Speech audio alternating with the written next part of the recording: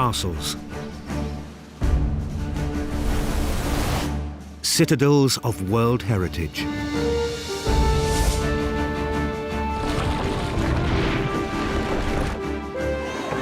All over Europe, millions flock to see these masterpieces in stone. They are drawn by the astonishing scale of construction and by a sense of a lost world of heroism and chivalry. But castles are more than magnificent monuments to a past that's dead and gone. They hold the key to understanding a crucial period in the growth of our civilization. In this series, we're on a journey to discover how castles were built and why they were constructed the way they were. How that changed over the centuries, and why they still have a grip on our imagination today. We'll meet the castle builders, the labourers and masons who did the hard work,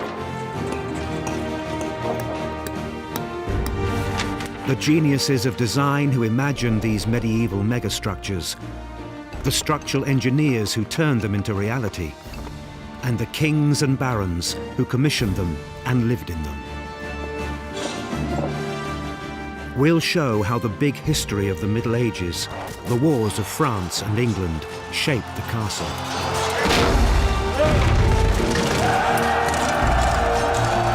And how, in 1,000 bloody sieges and battles, the castle changed the course of that history. If you want to understand how the modern world was constructed, you need to understand the castle builders.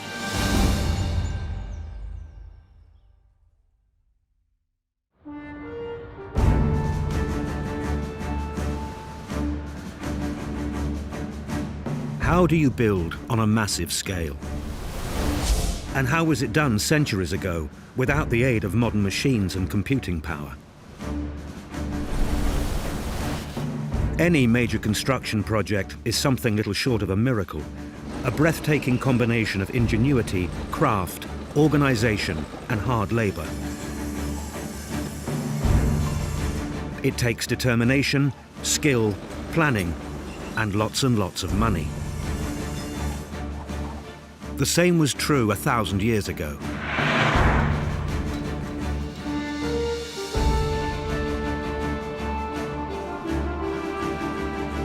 The technology may have moved on, but for the castle builders, the basic challenges were the same. These people are engineers and they've got to have the knowledge to make these things stay up. What are the physics behind these buildings? Now, I dare say they're not writing equations down, but they must know exactly what works. In this episode, we'll see how some of the great castles of Europe were built, how the ideas and techniques behind their construction changed and developed in a few short centuries, how kings and barons found the resources and manpower to start building castles, and why they spent fortunes on finishing them.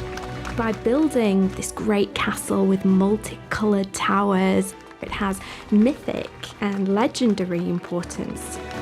And how all of this happened on a huge scale, at a frenetic pace, and often in the heart of hostile territory.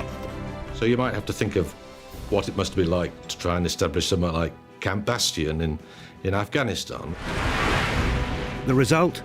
Some of the world's most beautiful and iconic structures, objects of admiration and wonder centuries later, buildings that have stood the test of time. It's this odd combination, isn't it? On the one hand, fine living and domesticity and where did the king eat his dinner? And on the other hand, ultra-violence.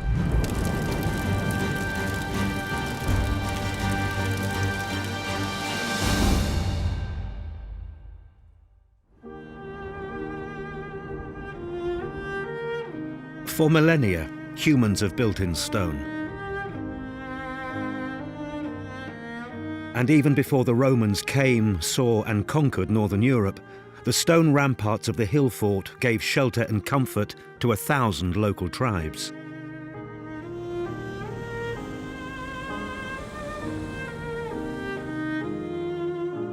The hill forts were power bases for their territorial ambitions and places of safety to raise their families.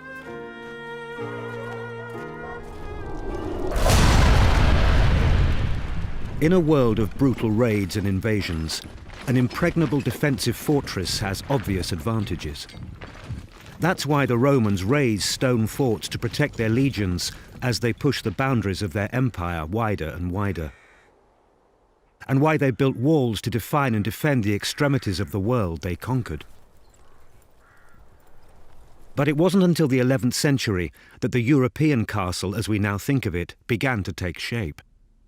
A castle's primarily to defend a lord or a noble or a king, his family and his household, and also to command the territory of which he's the owner. And in that way it differs from a fort or fortress, which is there to protect a company of soldiers. The earliest castles were built from earth and timber. A huge mound of soil, a motte, was built up with a wooden tower on top. The motte was surrounded by a bailey, a larger defensive enclosure protected by a ditch and an earthen rampart. The thing that is most difficult for people in the 21st century to grasp is that early castles, 99% of them, are made of wood. The thousands of castles that are put up over Western Europe in the Middle Ages are earth and timber. This is the site of one of the first timber castles built in Britain.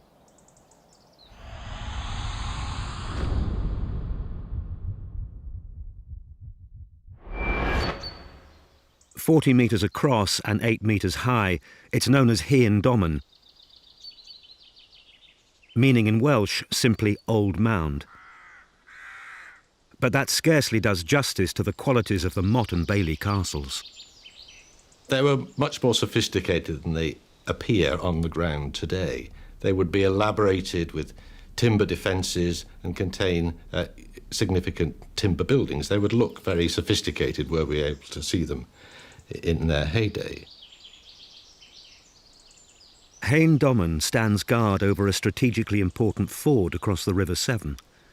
It was built in 1070 by Roger, Earl of Shrewsbury. He named it Montgomery Castle, after his home in Normandy.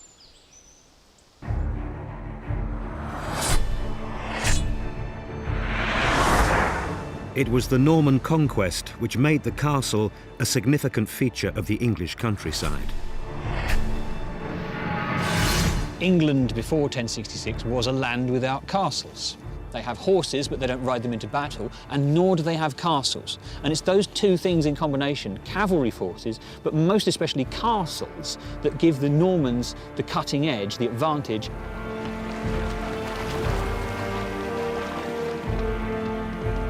The castle was the Norman way of taking control. All over England, William the Conqueror's knights began to throw up hundreds of motte and bailey castles. What was good about them is they're very quick to construct. You can construct a stronghold in alien or enemy territory quickly and provide a point of defence and a point of security for the people and the animals that you brought with you. The motte and bailey had given the Normans a stranglehold on England. The next crucial innovation was the stone keep, a defensive stronghold at the heart of the castle. But masonry threw up its own challenges for the castle builders. You need to be able to obtain the raw materials, quarry the stone, fell the timber, create the lime mortar. And then you needed craftsmen trained in putting all that together. When the Normans came to England, there wasn't a long tradition of masonry building, but there were churches, but most of the houses were built of timber and earth. So these skills had to be either brought over or developed.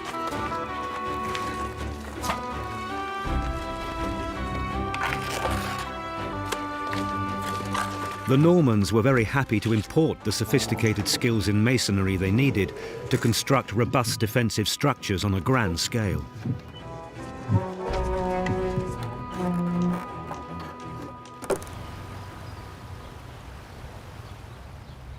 This is Rochester Castle in Kent, one of the earliest and best examples of the stone keep.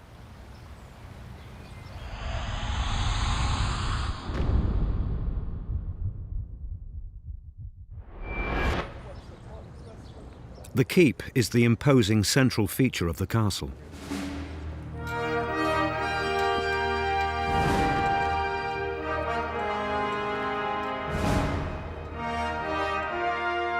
It shelters a basement and 3 floors, as well as galleries and battlements.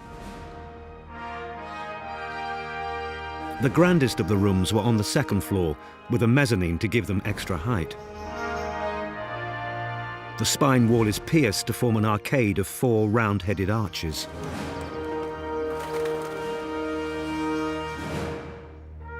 The accommodation could be reached by spiral staircases in 2 opposite corners of the keep, and there were vaulted ceilings and fireplaces, and passageways to access the battlements.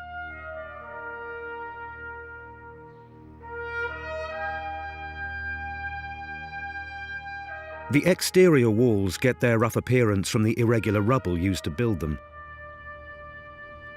Kentish ragstone, a hard grey limestone quarried locally. But the angles of the buttresses, doors and windows are yellow in colour. They're from Caen stone, imported across the Channel from Normandy. Rochester Castle was actually built by an Archbishop of Canterbury, William of Corbeil. A prince-bishop, a baron in his own right, it was William who completed the construction of Canterbury Cathedral.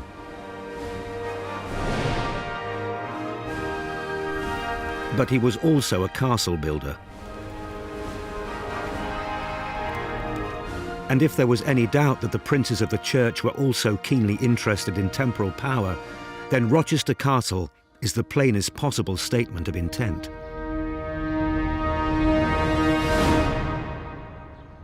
Rochester's primary function is purely practical. It's a secure fortress. But even this early example declares that the castle has a symbolic purpose too.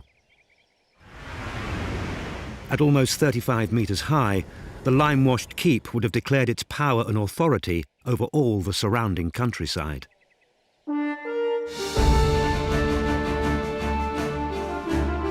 The interior of a castle, too, could be used to proclaim the might and glory of its builder. Not far from Rochester in Kent is the great tower of Dover Castle. It was the last of the great square keeps built in England after the Norman conquest. A royal palace of King Henry II, it's recently been restored to look as it might have done in the 1180s.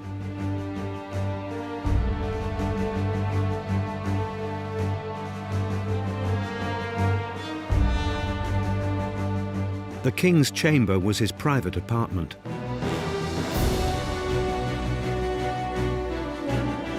It was shared with servants and senior officials, and it was where the business of government was carried out. The King's Hall was a place of meeting and assembly, used for ceremonies and feasts. It proclaimed that if the king was on his throne, all was right with the world. An army of servants in the kitchen below would have kept the king and his guests well fed. The entertainment was certainly lavish. But the spaciousness and grandeur of the living quarters shouldn't blind us to the fact that Dover was a castle that needed defending strongly. Known as the Key to England, it was attacked by French armies and rebellious barons. A military stronghold and an official residence, Dover accommodates both functions of a castle with a grace that belies how difficult it is to integrate the two. It's this odd combination, isn't it? On the one hand, fine living and domesticity and where did the king eat his dinner? And on the other hand, ultra-violence. You know, you've got boiling oil and catapults and sieges. If you combine a fortress and a stately home, it's a very difficult proposition. Because, you know, if you want a fortress, you've got to have thick walls and small windows and keep people out. And if you want a stately home, you've got to have lots of light and luxury and big windows. And so it's a very difficult balancing act, creating a building that is at the same time homely and warlike.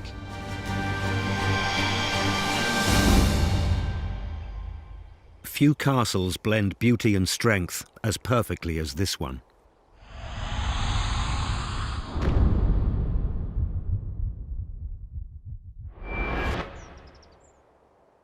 Chateau Gaillard was built here in the valley of the Seine in Normandy by one of the great kings of European history.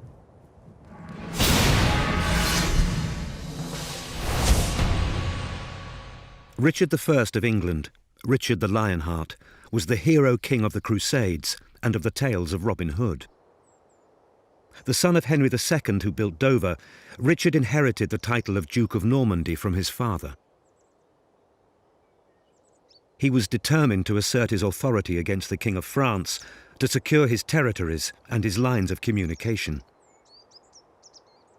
Il construit ce château pour défendre la Normandie des incursions françaises, puisque le roi français essaye de prendre le duché de Normandie pour lui. Et à cet endroit-là particulièrement, puisque le territoire d'Andely permet de bloquer 2 voies d'entrée dans la Normandie, la voie terrestre et la voie fluviale, surtout par rapport à la Seine.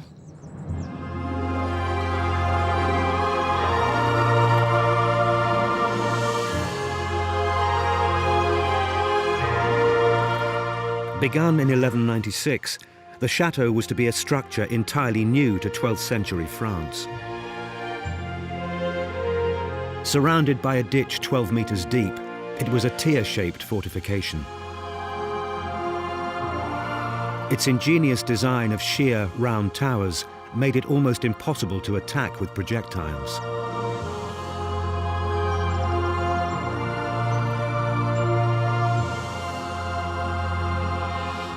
Urged on by Richard himself, an army of labourers worked tirelessly, putting in 2.5 million shifts of work, racing against time, weather, and the imminent attack of the French. Alors il est construit très rapidement grâce à beaucoup de choses. Déjà, eh bien, on va prendre de la pierre locale, des matériaux locaux. Alors, toute la pierre est issue finalement du creusement des fossés, puisque les fossés qui entourent le château sont creusés à la main par les ouvriers. Et les pierres qu'on extrait vont servir à construire les murs du château.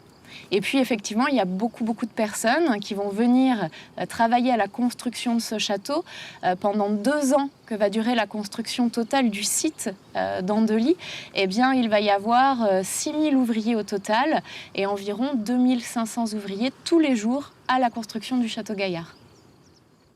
To ensure a supply of water for the castle, 2 wells were dug down to the river level, 100 meters below. The wells were so deep and dark that the diggers had to excavate the stone by torchlight, panting under the strain of oxygen deprivation, as the breathable air was burned away by the flames that lit their work.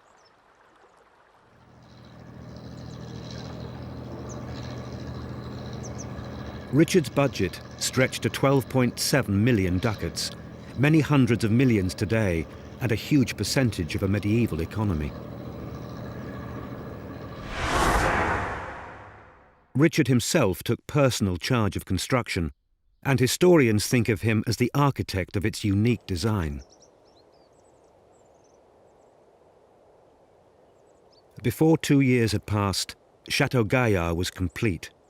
The king could glory in a prodigious achievement.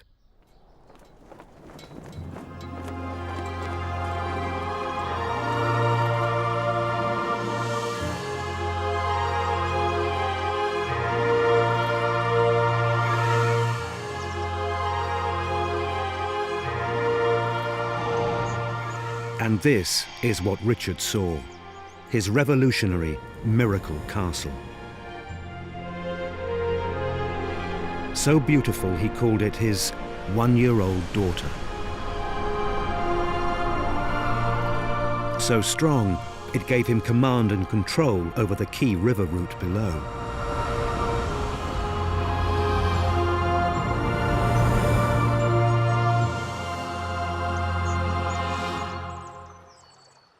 Visionary determination was one thing, but castles could not be built without the craft skills of masters and masons. And to appreciate their work properly, it's time to move to another theatre of conflict. The kings of England also faced a challenge on their western flank from the rebellious Welsh. The castle was central to the power struggle which ensued.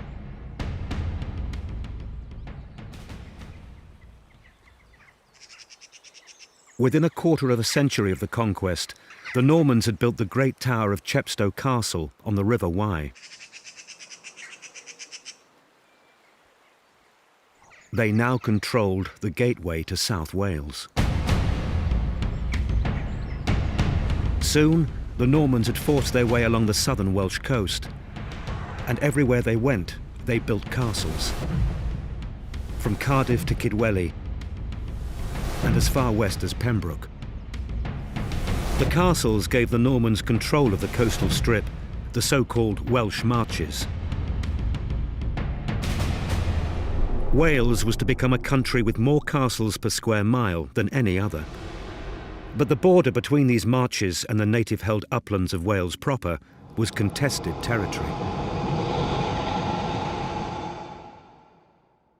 Wales was a very different prospect from the Anglo-Saxon lands that the Normans had conquered so rapidly.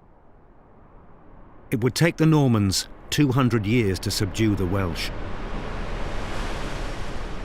The mountainous terrain was ideal for guerrilla-style resistance.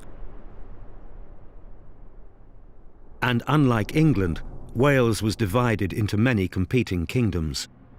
Defeating one Welsh leader was no guarantee that any of the others would fall into line. Young warlords like the Lord Rhys play the Normans at their own game. By using cavalry and building stone castles of their own, right across southwest Wales. The Lord Rhys claws back power from the Norman marcher lords.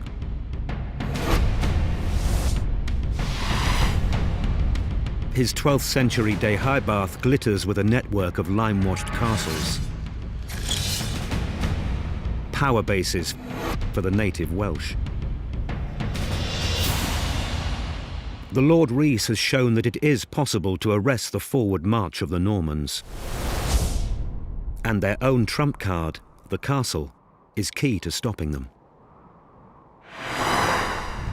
A century later, Llywelyn ap Griffith, Llywelyn the Last, compels the Normans to recognise that he is Prince of Wales. Llywelyn has castles of his own. Castles like Dol Badarn, where the native Welsh round tower is used as a centrepiece of defensive architecture.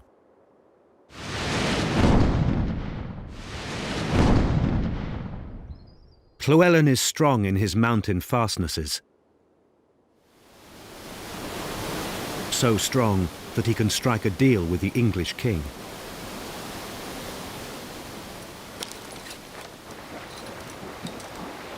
On the 29th of September 1267, Llywelyn meets Henry III at a ford on the border between England and Wales.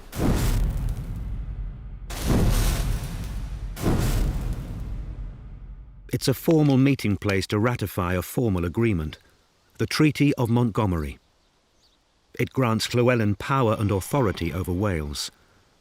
Providing he pays homage to the English king, Llywelyn is free to extend his rule.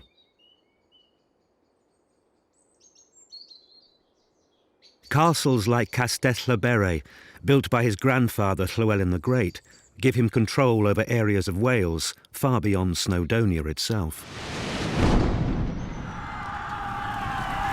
From his strongholds in Gwynedd, Llywelyn raids Norman territory in the south.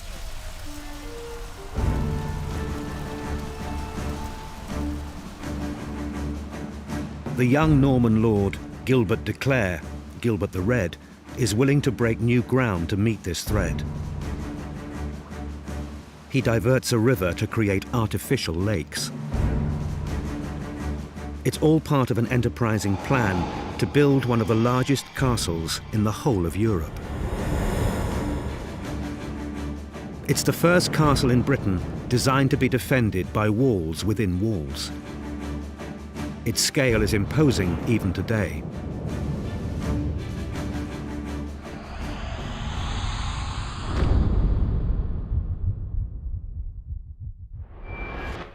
He didn't choose to build Caerphilly on top of a hill or on a mountain. He didn't choose a naturally defendable position.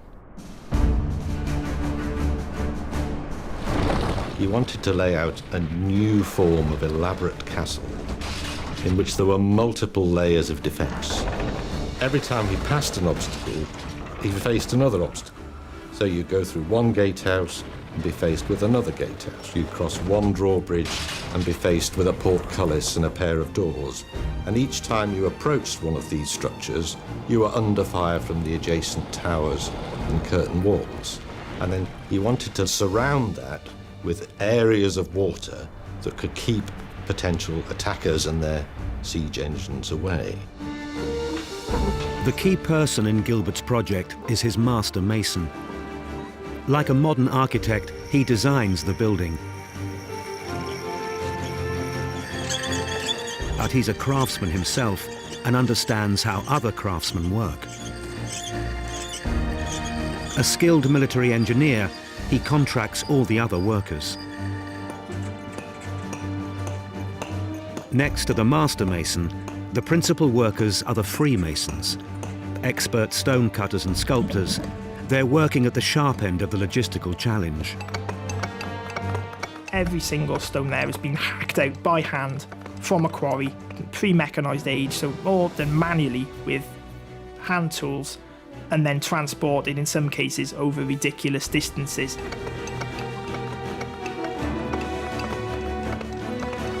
You don't have proper roads, you don't have proper vehicles to go on those proper roads, and you're relying on river transport and tracks to get this stuff to one place in enormous quantities, absolutely enormous quantities. Then you start building.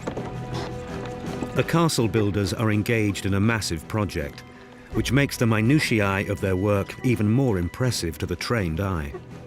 And it's just that meticulous detail and the thousands and thousands, again, probably hundreds of thousands of hours that have been expended just creating those fine details.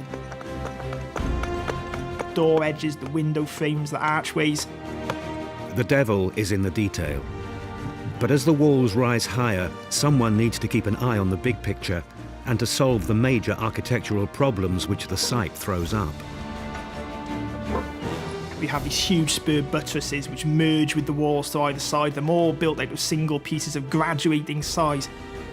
The sheer ingenuity, we need to carry this wall into a parapet that juts over it by a few inches, and we'll have one piece of stone that actually carries that job, and we'll have several in graduating size moving down the line of this wall, and somebody is cutting these to order, to a plan, and they're putting them all together by hand.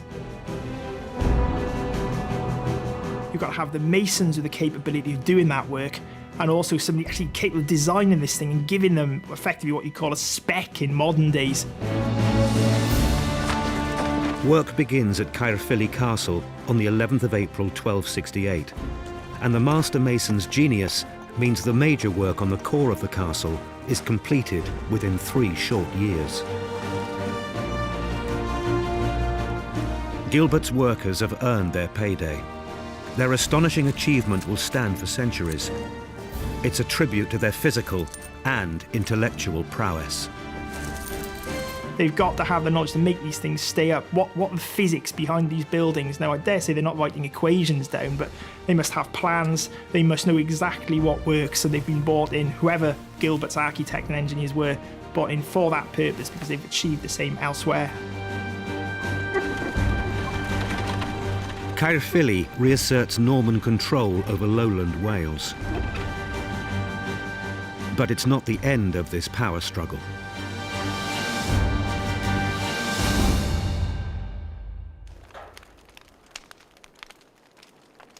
Faced with an unassailable bastion like Caerphilly, Llywelyn ap Griffith is pushed back north to his strongholds in Snowdonia.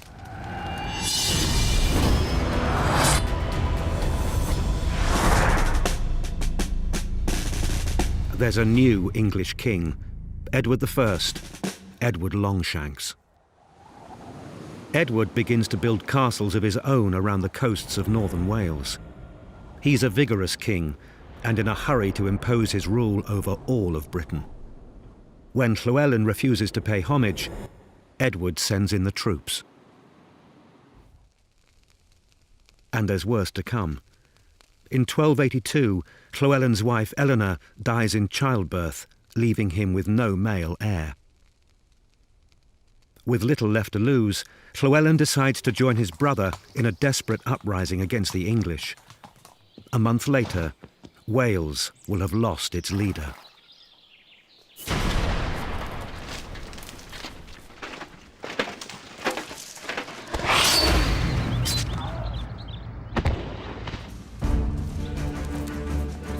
Run through in a chance encounter with an English knight, the Prince of Wales is dead. Edward decides to press home his advantage. The upshot? The completion of Edward's so-called Ring of Iron around North Wales.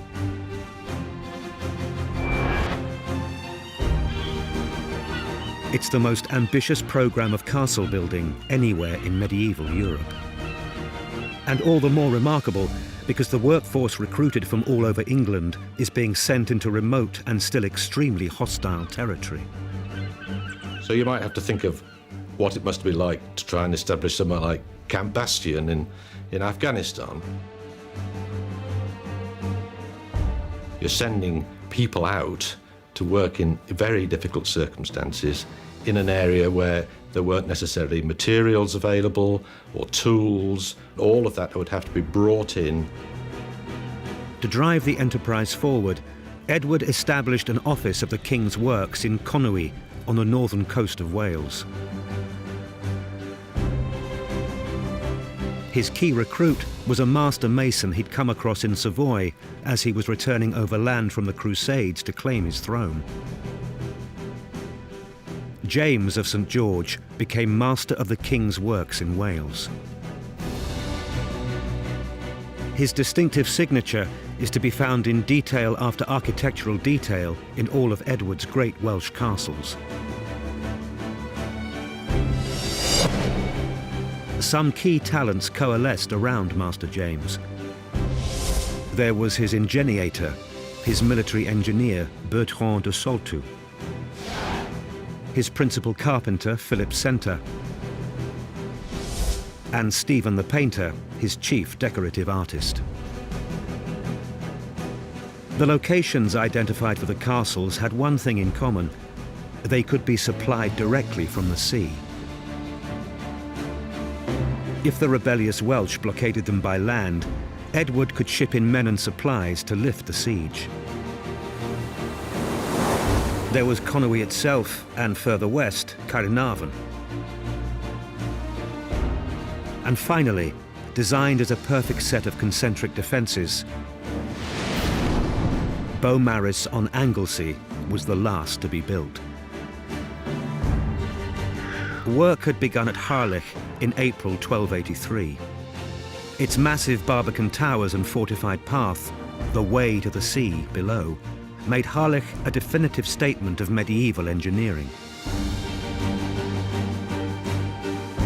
Today, Harlech is landlocked, looking out over land reclaimed from the sea. Back then, it stood directly above the shoreline. They've picked the site, haven't they? You can see it, and as with all of Edward's castles, really, they're very visible in one way or another. They must have been absolutely shocking things to behold for the local population. If you see the sea and the various major river channels as the highways of the age, these things were very, very visible. You would pass them as you headed along the coast or as you headed up waterways inland. So you always have to remember that you've got water at the base of the rock that it's on. They really send a message across that this is it, we're here and we're not moving anywhere. The raw materials to build Harlech came from far and wide. Stone from Caernarfon, lime from Anglesey, timber from Flint, lead from Bristol, and iron from the English Midlands. And the scale of the work was a wonder to behold. There were 950 men at the height of the building season involved in that one castle. gives you some idea of the sort of logistics necessary to bring those people there, to feed them, to house them, to provide them with tools, materials and equipment, to enable them to build these buildings at considerable speed and under the eyes of a recently conquered people. The castle building can't start or finish without the work of the carpenters. The timbers, you probably deforested an entire region and further afield, just providing yourself with timber for, flooring, scaffolding. I mean, the scaffolding must have been a thing in itself. You're talking hundreds and hundreds, thousands of metres of timber stacked up the sides of buildings, going around corners, just to put this great structure in place. Roofing, flooring, bridges, windows. Temporary structures alone must have, could probably build a small village or a small town with them. Fitting out a multi-storey tower was a major project in itself.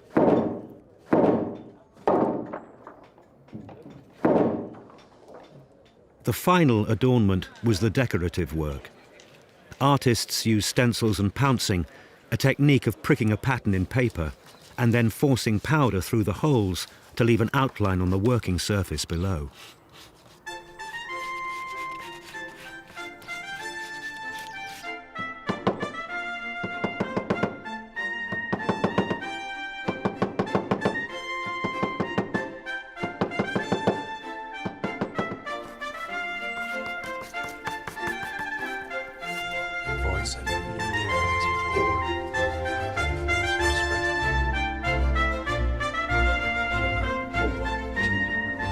The painted halls and chambers of the castle may have been seen only by a privileged few, but they proclaimed a king's wealth and preeminence to his barons and courtiers. These were great men who liked living in lavish surroundings, so you'd have plasterers and painters and people who could make and lay tiles and all the other very colourful things that made castles such a remarkable feature to those who came and visited. The work was exquisite, but the cost was astronomical. It dwarfed the spending on castles like Dover and Chateau Gaillard. It was enough to bankrupt a king, and very nearly did. Edward emptied his coffers and was forced to borrow heavily from foreign bankers and repeatedly to beg Parliament for funds.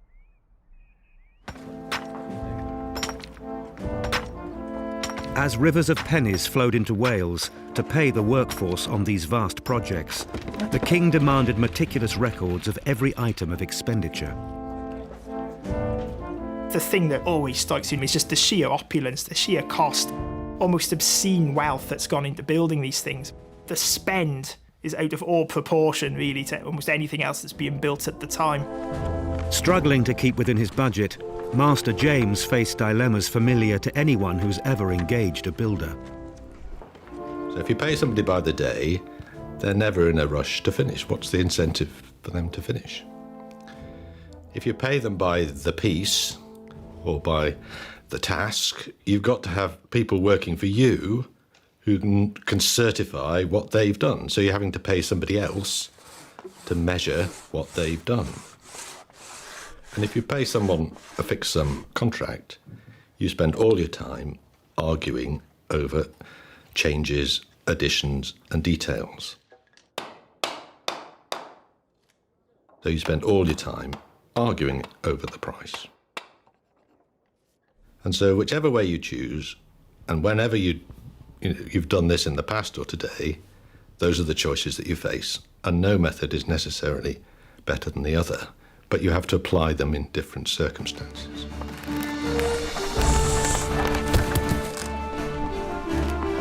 No matter how careful he was in choosing the most economical method of paying his workforce, Master James was under huge pressure to justify every line of expenditure. In case you should wonder where so much money could go in a week, he wrote to the king in 1296, we would have you know that we have needed 400 masons, 2,000 less skilled workmen, 100 carts, 60 wagons and 30 boats, 200 quarrymen, 30 smiths and carpenters.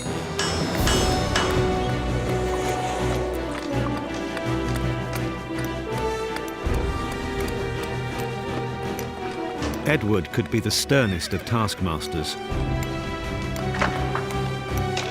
But the end result of all this labour pleased him.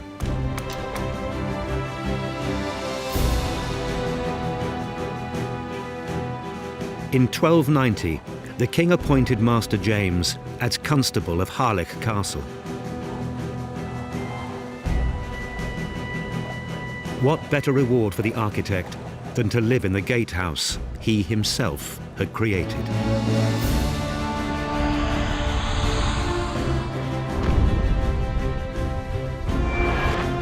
The jewel amongst Edward's North Wales castles, and by today the most famous, is Caernarvon.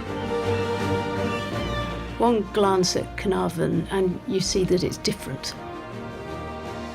It was clearly designed to be different from the start. It doesn't have round towers, it has these sort of strange polygonal towers. The stonework is beautifully cut. It has these striped bands of stone, so it looks different from the start. And it was apparent that it was designed to be not just a castle, but a palace. A symbolic presence, if you like, of royal authority in Gwynedd.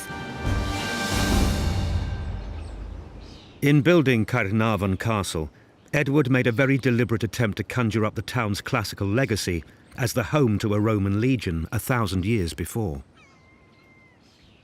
He builds it in a location where it has mythic and legendary importance. Caernarvon has legendary stories linked with the Emperor Constantine's father. His body was apparently found at Caernarvon and reinterred there under Edward I's orders. So by building this castle, which taps into the mythological stories about this great castle with multicoloured towers located on the mouth of a river, that positioning of Caernarvon aligns Edward with that whole mythological past, as well as his political reality in the present. If proof was ever needed of how significant Caernarvon was for Edward I of England, we need look no further than the birth of his son and heir there in 1284. The story of his birth is one of these incidents from history where fact meets legend and myth. This idea of Edward sending his, what would have been heavily pregnant wife, Eleanor, across what would have been very difficult country in order for this birth to take place symbolically in Caernarvon. This poor woman, heavily pregnant, being sent overland, to get to this castle, and when she arrives there, she finds, of course, a building site. They only started building the castle a year previously, so clearly it's nothing like the castle we see today. In legend, at least, his son's birth in this castle gave Edward the opportunity for a flamboyant piece of political theatre. The story goes that the king had heard that the Welsh aristocracy who'd survived his wars was still hankering after a new Prince of Wales to lead them. The Welsh lords said that they would only accept a countryman, someone from their own land. So Edward said, I offer you my new son. He is born here in Wales and he speaks not a word of English. The tradition of the English monarch's eldest son being known as Prince of Wales continues to this day. Here at Caernarvon in 1969, Prince Charles became the latest to be invested with the title. I, Charles, Prince of Wales, do become your liege man of life and limb. One of our most popular pieces of film, which we have on the site, is actually the film of the 1969 investiture of Prince Charles, and particularly popular with audiences from America. I must say they do like to see that and to walk where the Queen walked. And the thing I find interesting when I see it, knowing the site as I do, is the amount of work they must have done to put in all of the seating and other arrangements to sort of get everybody into the castle for that spectacular event seen around the world. Almost 750 years after it was built, Edward's castle has lost none of its power to impress visitors from afar. And it still divides opinion amongst the local Welsh population, which it was designed to dominate. Well, of course, as an architect, I have to say that it's, that yes, I mean, it's a World Heritage Site and it's a magnificent building, but some people won't actually put a foot over the threshold here because it is still a sign of oppression. Like it or not, Wales is recognised the world over as a land of castles. And there's no denying Caernarfon's place in that long history. The heartening thing for me now is that if you look at Caernarfon, Caernarfon now has become a community which is Welsh-speaking, which is vibrant. And it could almost be argued that we've almost taken over that symbol of oppression. Caernarfon, fit for a king. But like every castle, the people are part of its story too. The glories of medieval castles, their beauty and their opulence, burnish the status and mystique of royalty.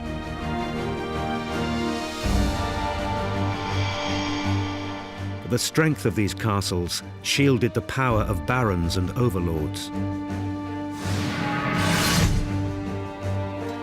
They set in stone a feudal system which seems at odds with our more democratic age. But understood in a different light, these citadels have left a remarkable record of the work of the common people, the castle builders.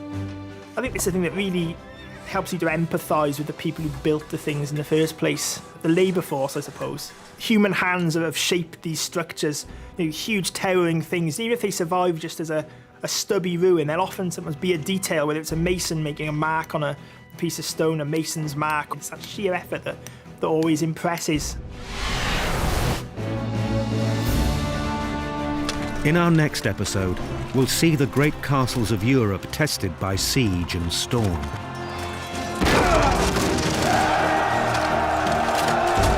Can the work of the castle builders withstand the onslaught it faces from the force of arms?